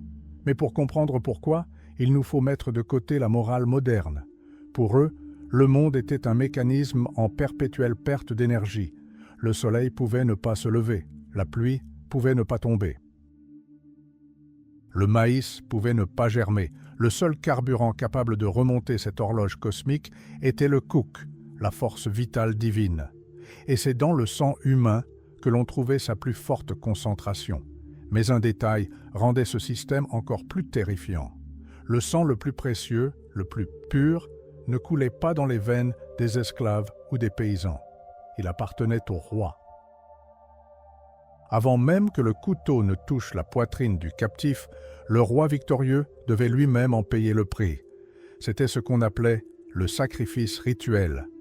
Au sommet de la même pyramide, dissimulée derrière un rideau d'étoffes précieuses, le souverain maya accomplissait l'impensable. À l'aide d'aiguilles en os de raie ou de lancettes d'obsidienne, il se perçait la langue ou les parties génitales.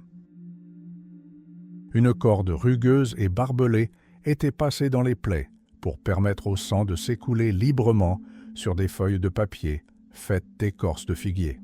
Pourquoi? Le secret résidait dans le fait que seule cette douleur pouvait permettre au roi d'entrer en transe. Dans la fumée de l'encens de résine de copal, délirant d'hémorragie, la vision du serpent lui apparut. Des volutes de fumée, ancêtres et dieux, se matérialisèrent. Sans ce sacrifice personnel, le roi n'avait aucun droit de tuer. Son sang ouvrit le portail. Le sang d'un captif scella le pacte. Le souverain captif est alors étendu sur un autel de pierre convexe. Son dos est arqué, sa poitrine tendue comme la peau d'un tambour. 4 prêtres, des Shaks, nommés d'après le dieu de la pluie, le maintiennent fermement par les bras et les jambes. À cet instant, Nakom entre en scène. Nakom est bien plus qu'un simple bourreau. Grand prêtre, il menait une vie ascétique tout au long de l'année, s'abstenant de viande et de tout contact avec les femmes afin de préserver la pureté rituelle. Il tient à la main un couteau d'obsidienne fumée. Ce matériau est plus tranchant que n'importe quel scalpel moderne. Il coupe au niveau moléculaire. D'un geste précis et mesuré, Nakom tranche la chair sous les côtes. Mais il ne s'agissait pas d'un massacre chaotique. C'était un rituel précis. La main du prêtre s'enfonce dans la plaie, déchirant le diaphragme. Une seconde plus tard, il serre le cœur encore palpitant dans son poing.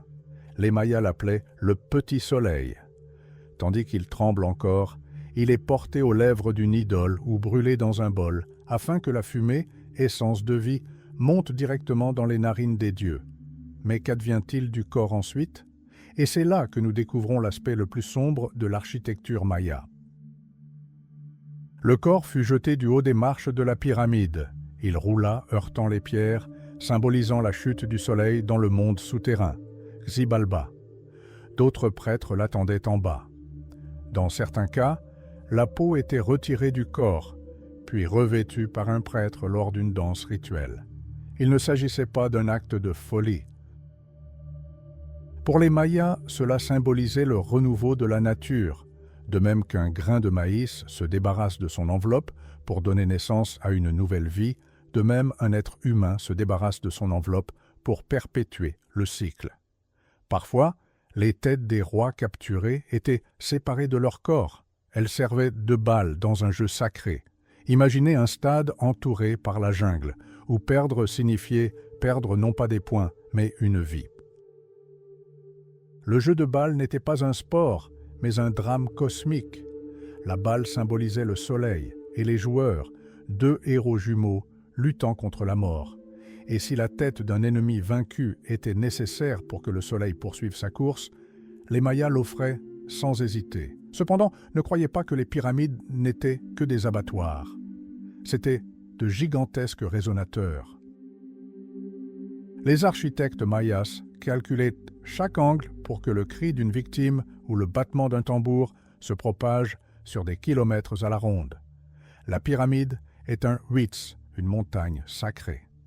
À l'intérieur se trouvait une grotte, une entrée vers le monde des esprits.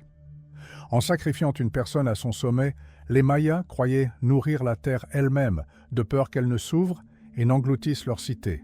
Mais il y avait une chose qui effrayait même les Mayas eux-mêmes. Au fil des siècles, l'appétit des dieux s'accrut. Les textes de la fin de l'Antiquité classique témoignent d'une évolution inquiétante. Alors que les sacrifices étaient auparavant réservés à une élite, durant la période des guerres incessantes entre cités-États, le sang coula à flot. Les dieux semblaient avoir perdu l'ouïe. Les sécheresses s'allongeaient, les guerres devenaient plus sanglantes.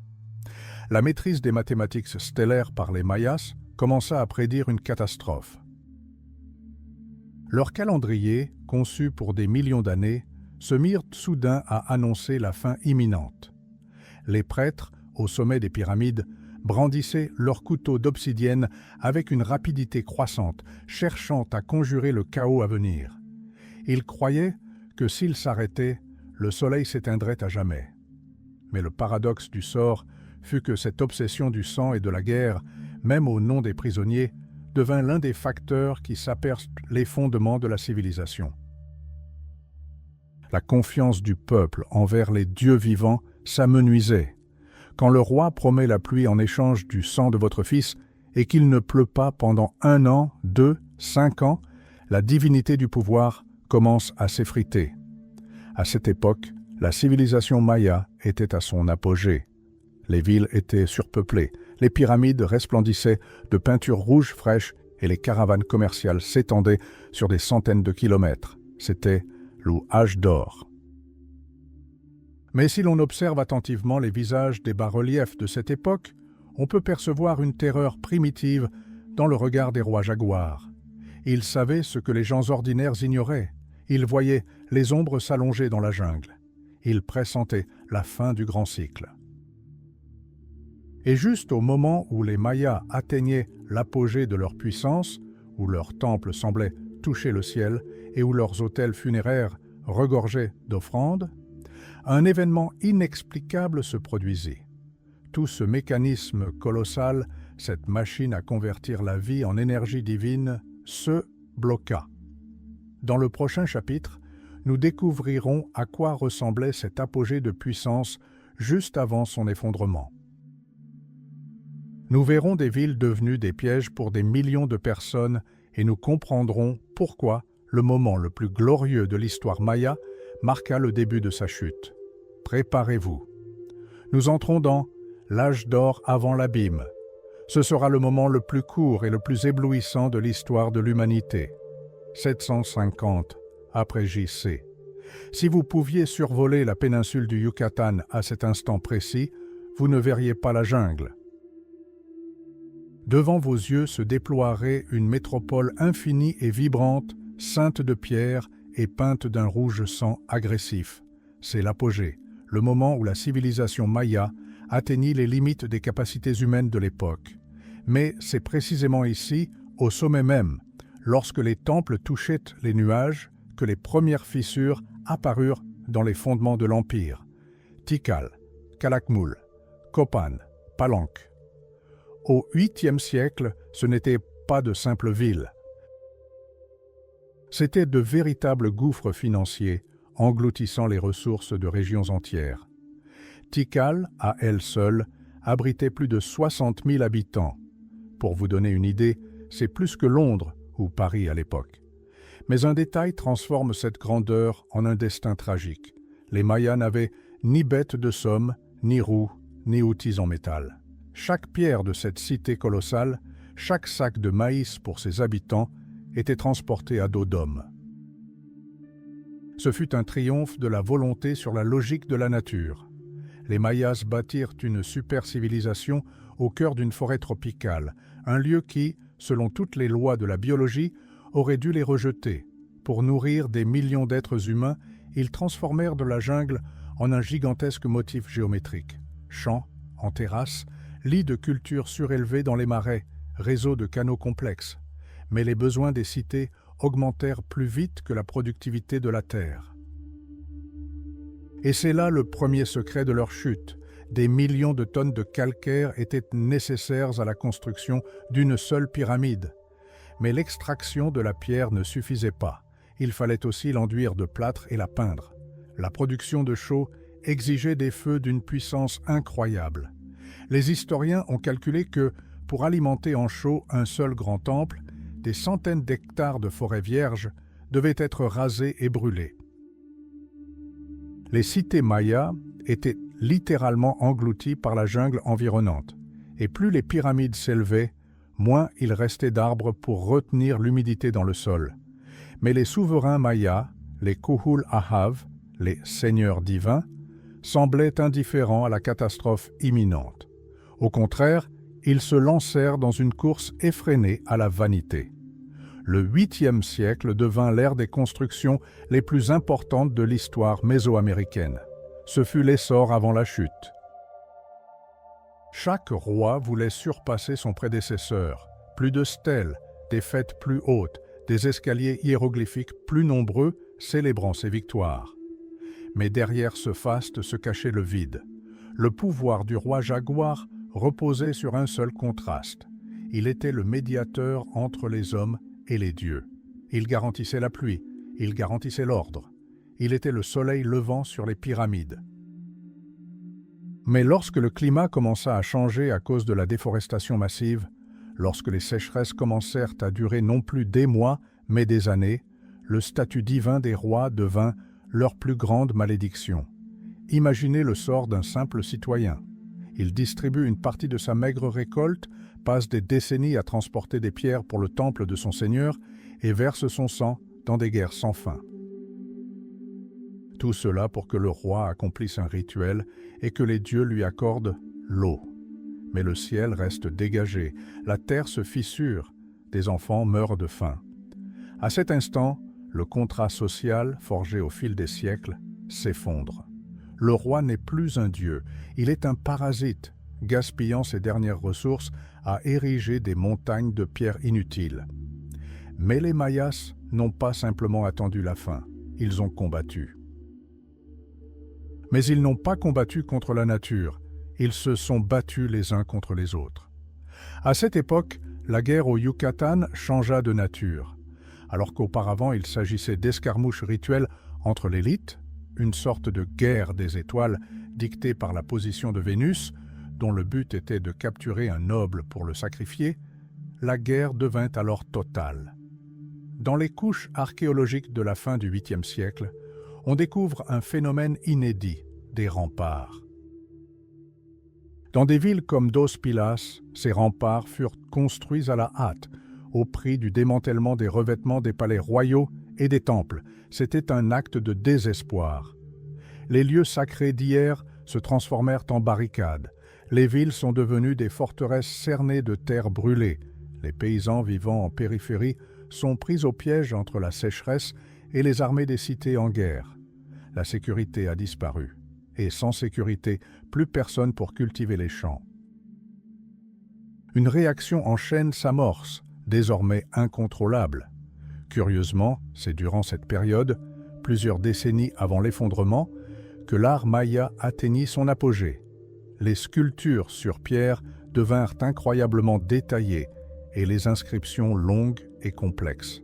Elles semblaient exprimer une profonde souffrance gravée dans la pierre, comme s'ils tentaient de défier le destin, de graver leur nom aussi profondément que possible, sentant le temps leur échapper.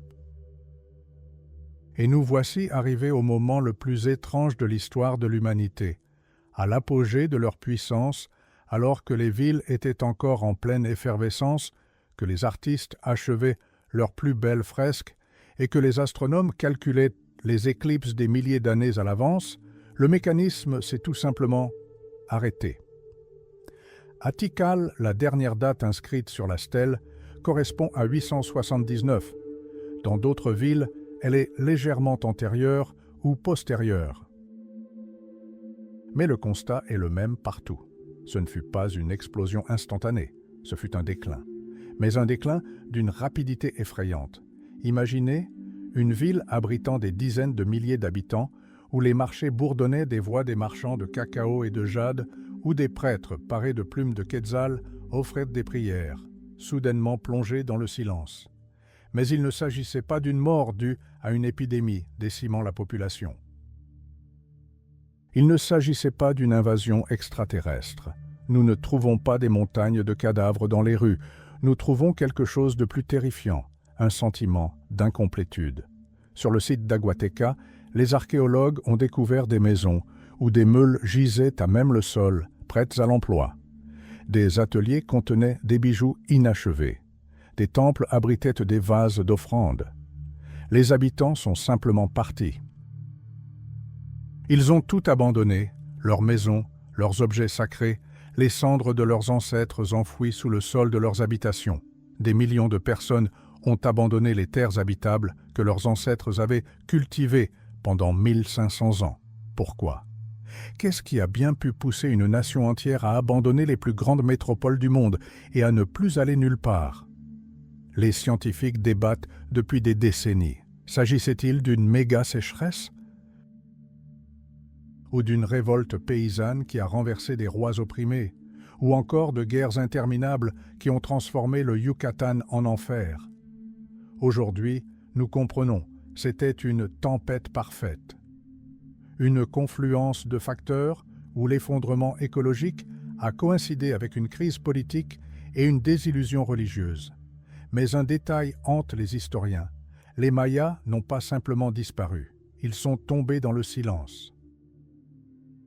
Leur écriture hiéroglyphique, leur calendrier complexe, leurs connaissances astronomiques, tout ce qui constituait le cœur de leur civilisation, ont commencé à se détériorer rapidement.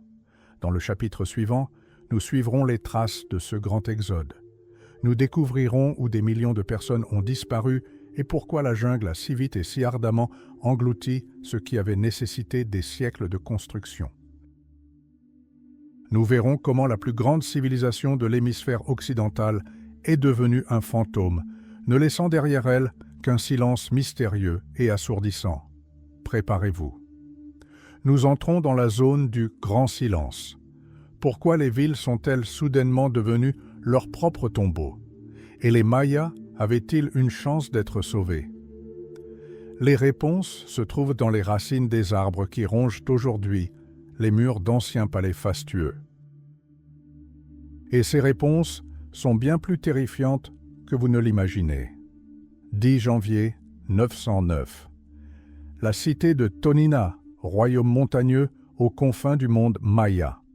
Le ciseau du maître frappe le calcaire pour la dernière fois, gravant une date qui marquera le point final de l'histoire du plus grand calendrier de l'humanité. Le maître pose ses outils, quitte son atelier et ne revient jamais. Derrière lui, des places désertes, des palais où les rois festoyaient encore la veille, et des temples où le sang de leur dernière victime n'a pas encore séché. Ce n'était pas un lent déclin, c'était un effondrement. Imaginez si, demain matin, les habitants de New York, de Londres et de Tokyo abandonnaient simultanément leurs appartements, leurs voitures, coincées dans les embouteillages, et disparaissaient simplement dans les bois sans laisser de mots. C'est exactement ce qui s'est passé ici. Des millions de personnes se sont volatilisées dans la brume verte de la jungle, abandonnant leur mégapole à la végétation luxuriante. Mais pourquoi ? Qu'est-ce qui a pu pousser une civilisation bâtie pendant des siècles à capituler face à la nature en quelques décennies seulement ? La réponse a longtemps semblé évidente, la guerre. Mais les archéologues se heurtent à un mystère. Dans de nombreuses villes de l'Antiquité classique, on ne trouve aucune trace d'un assaut final. Pas de cadavres jonchant les rues, aucune preuve d'un incendie dévastateur. Ces villes donnent l'impression que leurs habitants étaient simplement sortis faire des courses et s'étaient égarés. Mais ce n'était qu'une illusion. La chute des cités mayas commença non pas par une épée, mais par une assiette. Les Mayas furent victimes de leur propre succès. À l'apogée de leur puissance, la région comptait 15 millions d'habitants. Pour nourrir cette masse, les forêts furent défrichées à un rythme effréné. Chaque pyramide que nous voyons aujourd'hui nécessitait la combustion de milliers de tonnes de bois pour produire la chaux nécessaire à son revêtement. Les cités resplendissaient d'une blancheur éclatante, mais autour d'elles s'étendait un désert écologique. Et puis la nature s'est vengée. L'étude des stalagmites dans les grottes a révélé qu'au IXe siècle, une série de sécheresses catastrophiques a frappé les terres mayas. Mais la sécheresse n'était pas simplement un manque de pluie. Pour les Mayas, elle représentait un effondrement de leur monde intérieur. Rappelez-vous qui étaient leurs rois ? Les Kuhul Ajau, les seigneurs divins. Leur unique devoir, leur contrat avec le peuple, était de maintenir la communication avec les dieux de l'eau et du blé. Quand le ciel devint de cuivre et la terre d'os, ce contrat fut annulé. Le roi Jaguar, dans son plumage de quetzal, n'avait plus l'air puissant. Il avait l'air d'un imposteur. Mais le plus terrifiant se produisit à huis clos, derrière les portes closes du palais. Au lieu de s'unir face à la famine, les élites sombrèrent dans la folie. Le calendrier maya, leur fierté et leur malédiction dictaient que le temps était cyclique. Si une guerre avait eu lieu lors du cycle précédent, elle devait se répéter. Et c'est ainsi qu'ils se mirent à se battre. Il ne s'agissait pas des batailles rituelles et gracieuses d'antan, c'était une guerre d'extermination. Les archéologues découvrent des murs défensifs érigés à la hâte au beau milieu des places centrales de Tikal et de Dos Pilas. Les habitants ont démantelé leurs palais pour construire des barricades. Les voisins d'hier sont devenus des ennemis jurés. Les routes commerciales, artères de la civilisation, ont été coupées. L'approvisionnement en sel, en obsidienne et, surtout, la confiance en l'avenir ont disparu. Mais il y avait une autre raison, plus sinistre. Le secret résidait dans l'eau. Les Mayas construisirent d'immenses réservoirs appelés chultuns. Pendant la saison des pluies, ils y stockaient l'eau nécessaire à l'approvisionnement de la cité pendant des mois. Mais durant la sécheresse, l'eau stagnante se transformait en un liquide toxique. Les pluies lessivaient la peinture des pyramides, composée de cinabre, sulfure de mercure. L'eau des réservoirs devint mortelle. Les cités-États commencèrent littéralement à s'empoisonner. Imaginez le sort d'un simple fermier. Sa terre est morte, son eau est empoisonnée. Son dieu roi est impuissant et ses guerriers pillent ses réserves pour mener des guerres sans fin, motivés par le prestige. Il ne lui reste qu'une seule option, et ils partirent. Ce fut le grand silence. Ce ne fut pas une retraite organisée, ce fut le chaos. Des millions de paysans abandonnèrent leurs terres et migrèrent vers le nord et l'est, vers la côte où l'humidité persistait. Ceux qui restèrent devinrent des fantômes. Des traces de vie humaine dans des palais abandonnés, un siècle après l'effondrement, ont été découvertes à Tikal. Ils allumaient des feux à même les sols en mosaïque et préparaient de maigres repas dans les salles où s'était jadis joué le destin des empires. Ils ne pouvaient déchiffrer les hiéroglyphes gravés sur les murs. Pour eux, ces inscriptions étaient des signes magiques envoyés par des géants du passé. La jungle n'a pas perdu de temps. Dès que le dernier prêtre a quitté le sommet de la pyramide, des graines d'arbres se sont enfouies dans les fissures des pierres. Leurs racines ont agi comme une dynamite à combustion lente. Les toits se sont effondrés, les stèles sont tombées face contre terre, dissimulant les noms des rois. En quelques décennies, la forêt avait tout englouti. Les villes se sont transformées en tumulus. L'histoire est devenue mythe. Longtemps, nous avons cru que c'était la fin, que les Mayas avaient tout simplement disparu, ne nous laissant que des ruines pour nos selfies. Nous avons imaginé des théories sur les extraterrestres, des portails vers d'autres mondes, une ascension mystique. Nous contemplions ces squelettes de pierre vide et pensions comprendre l'ampleur de la tragédie. Mais nous avions tort. Nous n'avons vu que la partie émergée de l'iceberg. Tout ce que vous avez entendu jusqu'à présent sur l'effondrement de la civilisation maya n'est qu'un pâle reflet de la réalité. Pendant longtemps, les archéologues étaient limités par ce qu'ils pouvaient dégager à la machette. Nous voyions des cités isolées, telles des îles au milieu d'un océan de verdure. Nous pensions qu'il n'y avait rien entre elles. Mais le progrès est incessant, et ce que les scientifiques ont découvert il y a quelques années à peine a relégué les livres d'histoire aux oubliettes. Il s'avère que nous n'avions pas seulement sous-estimé l'ampleur de la catastrophe. Nous n'avions aucune idée de la taille colossale de cette machine avant sa panne. Le secret n'était pas enfoui sous terre, mais juste au-dessus de nos têtes. Une technologie capable de voir à travers la jungle a révélé une chose terrifiante. Les villes n'étaient pas isolées, elles faisaient partie d'un ensemble bien plus vaste et terrifiant. Préparez-vous. Ce que vous allez voir va bouleverser à jamais votre vision du monde antique. Car le lidar vient de révéler les secrets de l'Amérique centrale, et ce qui se cache en dessous est sans précédent dans l'histoire de la civilisation. Nous arrivons au chapitre qui a tout changé. Chapitre 11, le lidar change tout, des découvertes qui ont bouleversé le monde. Imaginez une équipe d'archéologues ayant passé des décennies à se frayer un chemin à travers la jungle dense du Guatemala. Ils ont consacré des années à cartographier un seul temple, luttant contre le paludisme, les serpents venimeux et une végétation impénétrable.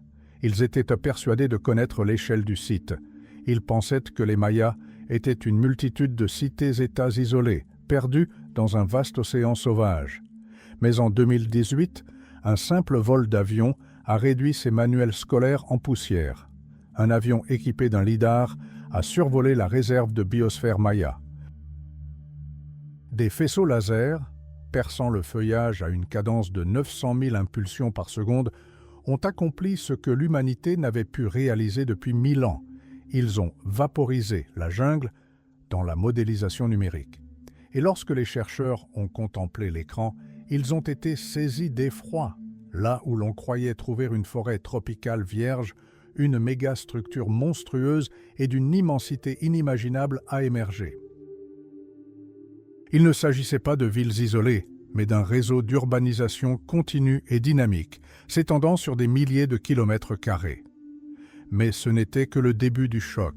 Le secret dissimulé par le lidar s'est révélé bien plus sombre que de simples ruines nouvellement découvertes. Jusqu'à présent, on pensait qu'environ 2 millions de personnes vivaient dans les basses terres mayas. Nous avions tort, au moins 10 fois plus. De nouvelles données révèlent qu'elles étaient 20 millions. C'est la densité de population de la Chine ou de l'Europe occidentale actuelle, concentrée dans une jungle tropicale. Une question logique s'est alors posée. Comment ? Comment nourrir 20 millions de personnes alors que les sols sont épuisés en quelques années ? La réponse apparut sur les cartes laser sous la forme de cicatrices infinies d'une perfection géométrique absolue à la surface de la Terre. Il ne s'agissait pas de simples champs, mais de systèmes titanesques de terrasses et de canaux d'irrigation. Les Mayas ne se contentaient pas de vivre dans la jungle. Ils remodelaient complètement et radicalement le paysage pour répondre à leurs propres besoins. Chaque mètre carré de terre était transformé. Ils créèrent un Éden artificiel, métamorphosant les marécages en jardins fertiles. Mais ce triomphe technique a eu un prix, et ce prix fut sanglant. En observant les images lidar, les historiens ont fait une découverte troublante. Les villes n'étaient pas simplement contiguës, elles étaient reliées par d'immenses routes surélevées, appelées sac-bès. Ces routes blanches s'étendaient sur des dizaines de kilomètres, rectilignes, comme une flèche. Auparavant, on pensait qu'il s'agissait de voies de pèlerinage. Mais la réalité s'est avérée bien plus brutale. Le lidar a révélé d'imposants remparts, des fossés et des ouvrages défensifs dissimulés, invisibles depuis le sol. Ces routes constituaient des artères logistiques essentielles au mouvement fulgurant des armées. Le mythe des astronomes mayas pacifiques s'est effondré. Nous avons découvert une civilisation en état de guerre totale et permanente. Les cités-États ne se contentaient pas de commercer. Elles s'étranglaient mutuellement dans un étau géopolitique. Chaque point culminant était transformé en forteresse. Chaque passage était contrôlé. Ce que nous prenions pour des agglomérations paisibles s'est révélé être des zones militarisées. Et c'est là que réside le principal mystère que le laser a révélé. Si leur technologie était si avancée, leur agriculture si parfaite, leurs villes si fortifiées, pourquoi tout s'est-il effondré? Le lidar nous a montré l'apogée de leur gloire, mais il a aussi mis en lumière leur chute. Nous avons constaté qu'au IXe siècle, l'impact humain sur la nature était devenu critique. Ils ont défriché la jungle presque entièrement pour produire de la chaux destinée à leur pyramide colossale. Sans forêt, la sécheresse s'est installée. Et sans eau, leur système complexe de canaux s'est transformé en un piège mortel. Mais même cela n'explique pas la fin. Les images lidar ont révélé un phénomène étrange, des centaines de structures inachevées. D'immenses remparts défensifs s'interrompant brusquement, des pyramides dont les parements se sont figés en pleine construction. Il ne s'agissait pas d'une lente dégradation. On aurait dit que des millions de personnes avaient soudainement abandonné leurs outils et étaient scatterparties, ou avaient disparu. Imaginez une métropole de plusieurs centaines de milliers d'habitants, dotée d'une économie développée, d'une science et d'une armée de pointe, transformée en ville fantôme en quelques années seulement. Le silence qui s'est abattu sur cette jungle de béton était assourdissant. Qu'est-ce qui a pu pousser une civilisation entière à renoncer à sa grandeur, une catastrophe écologique provoquée par leur propre avidité? Ou bien ont-ils compris quelque chose que nous n'avons pas encore saisi en observant leur calendrier? Grâce au lidar, nous avons retrouvé les vestiges de leur cité, mais pas leur âme. Nous voyons les pierres, les douves, l'ampleur de leur arrogance. Mais où sont passés les habitants? Après tout, ils n'ont pas disparu. La génétique nous apprend que leurs descendants vivent parmi nous. Mais ils ne construisirent plus jamais de pyramides. Ils n'érigèrent plus jamais de mégapoles. Ils choisirent l'oubli plutôt que la gloire. Pourquoi? La réponse ne réside pas dans les impulsions laser, mais dans ce qui s'est passé durant ces derniers jours fatidiques, lorsque les grands rois jaguars sont descendus de leur trône et se sont retirés dans l'ombre des arbres, laissant leur cité être déchirée par les racines et le temps. Nous sommes à l'aube d'une grande révélation. Car lorsque nous comprendrons pourquoi ils sont partis, nous comprendrons quelque chose de très important concernant notre propre avenir. Dans ce dernier chapitre, nous suivrons les traces des survivants. Nous découvrirons ce qui reste de l'Empire une fois les cendres retombées, et pourquoi l'héritage maya n'est pas qu'un amas de pierres mortes, mais une malédiction vivante qui attend encore son heure. Préparez-vous. Nous entrons dans Legacy of Ash. Où sont réellement passés les Mayas et pourquoi nous observent-ils encore dans l'ombre? La ville ne s'est pas éteinte dans le silence, elle a suffoqué. Imaginez Tikal en 850 après JAC. La veille encore, 60 000 personnes s'y affairaient, mais aujourd'hui, seul un vent brûlant soufflait sur les places principales, charriant l'odeur des offrandes brûlées et en décomposition. Les rois jaguars, qui promettaient la pluie éternelle, avaient fui. Leurs trônes étaient brisés, et les hiéroglyphes gravés sur leurs stèles, ceux-là même qui chantaient leur sang divin, avaient été méthodiquement effacés par les pierres d'une foule en colère. Mais ce n'était pas la fin de l'histoire. C'était le début de la plus grande migration de l'histoire de l'humanité que nous avons appelée à tort la disparition pendant des siècles. Longtemps, nous avons cru que les Mayas s'étaient simplement volatilisés dans la brume verdoyante de la jungle. Les archéologues, en observant les ruines, n'y voyaient qu'un cimetière.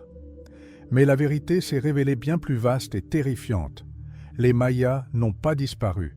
Ils ont simplement perdu une guerre contre la nature elle-même, une guerre qu'ils avaient eux-mêmes déclenchée. Le secret de leur chute résidait au cœur même de leur grandeur. Le piège vert. C'est ainsi que les écologistes modernes appellent la jungle d'Amérique centrale. Pour bâtir leur mégapole, les Mayas accomplirent l'impossible. Ils transformèrent les marécages en terres de fertiles et les forêts tropicales en une gigantesque machine à capter l'eau. Mais cette machine avait ses limites. Chaque nouvelle pyramide nécessitait des milliers de tonnes de chaux. Pour brûler cette chaux, il fallait des forêts. Des millions d'arbres furent réduits en cendres pour que les murs des temples brillent d'un blanc éclatant. Et lorsque les forêts disparurent, les pluies cessèrent elles aussi. Mais si vous pensez qu'ils sont restés là à attendre la mort, vous vous trompez. Les dernières données LIDAR, une technologie de balayage laser qui permet de voir à travers le sol et la végétation, ont bouleversé toutes nos connaissances. On pensait que les Mayas vivaient dans des cités-États dispersées. Le LIDAR a révélé la vérité. Il s'agissait d'un réseau continu de routes, de canaux et de remparts défensifs s'étendant sur des milliers de kilomètres. Cachés sous les racines des arbres, ce n'est pas un simple regroupement de villes, mais une unique métropole mondiale rivalisant avec la Chine moderne en termes de densité de population. Et cette complexité devint leur malédiction. Lorsque la grande sécheresse survint, le système complexe de canaux se transforma en une succession de mares stagnantes et toxiques. Les dieux ne répondirent plus. Et quand les dieux se taisent, le peuple commence à remettre en question ses rois. Le pouvoir maya reposait sur le sang versé. C'était le prix de leur pacte avec le cosmos. Au sommet des pyramides, au plus près des étoiles, les rois se tailladaient les veines avec des couteaux d'obsidienne, persuadés que leur sang nourrissait le soleil lui-même. Mais lorsque le ciel devint cuivré et que le maïs se dessécha dans les champs, ce pacte fut rompu. On retrouve partout des traces de cette rage. Dans les cités de la période classique tardive, des murs furent construits à la hâte, par-dessus même les ornements des palais. Ils ne se battaient pas seulement contre leurs voisins, ils se battaient pour leur survie. Mais c'est là que réside le plus grand mystère. Pourquoi les linguistes et les cryptanalystes sont-ils restés des années sans comprendre leur code? Parce que les hiéroglyphes mayas sont bien plus que de simples lettres. Ils sont des êtres vivants.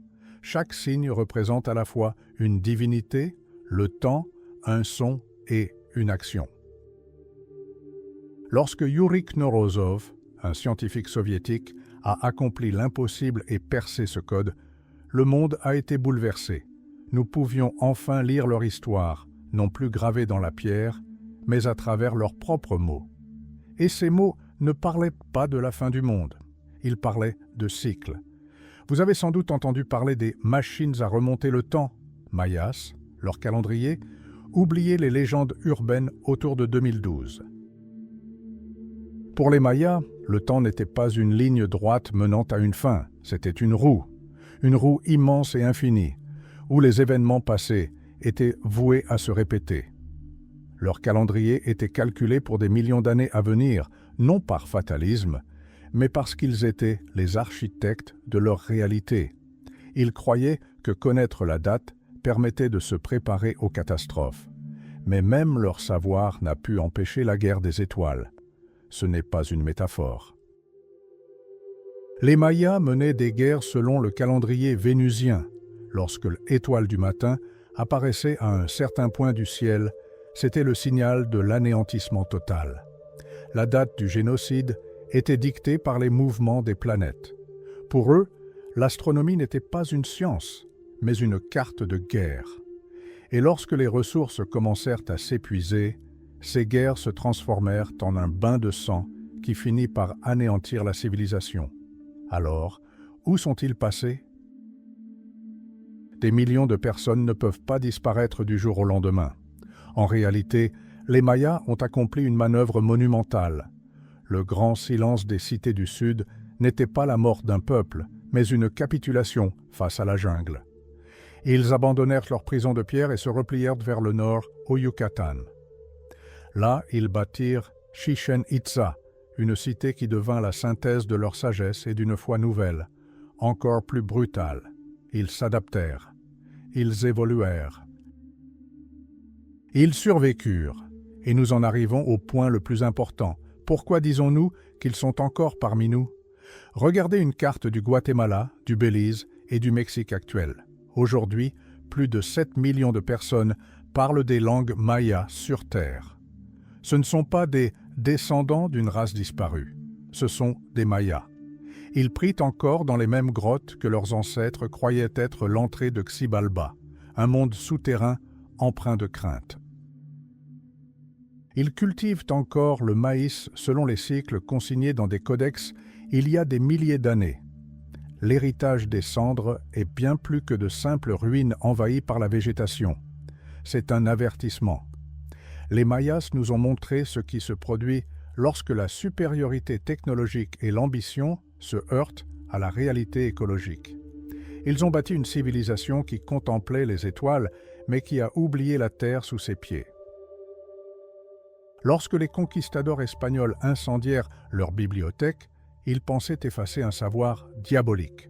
Mais ils ne faisaient que détruire des manuels de survie. Aujourd'hui, lorsque nous observons des images lidar, nous voyons bien plus que de simples fondations antiques. Nous y voyons le spectre de notre propre avenir. Les cités mayas sont comme un miroir, reflétant la fin de tout empire qui s'est cru plus fort que la nature.